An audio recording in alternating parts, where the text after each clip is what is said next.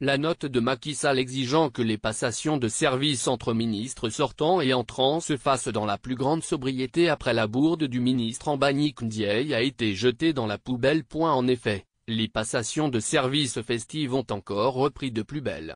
Et ce ne sont pas ceux ont assisté entre M. Sidiki Kaba et le PR Ismaël Madior Fall au département de la justice hier qui diront le contraire. En effet, des communicateurs traditionnels ont pris en otage l'assistance des heures durant en balançant des éloges de gauche et à droite à M. Kaba d'un côté au PR Fall de l'autre. Et comme les épouses des deux ministres assistaient à la passation de service, inutile de dire que c'était le comble avec les griots. Du reste, prévue à 15 h, la cérémonie n'a pu démarrer qu'après 17 h.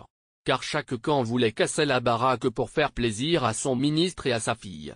Le tout dans une salle pleine comme un œuf. On aurait dit une planche à billets ou un distributeur automatique de billets de banque. On aurait dit une planche à billets ou un distributeur automatique.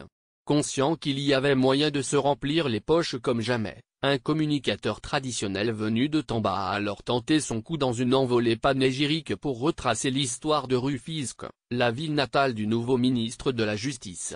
Et cela depuis le temps colonial à nos jours. Et là, ce fut au tour de Madame Fall d'entrer en action, en se mettant en mode GAB pour se montrer digne des éloges faits à son époux.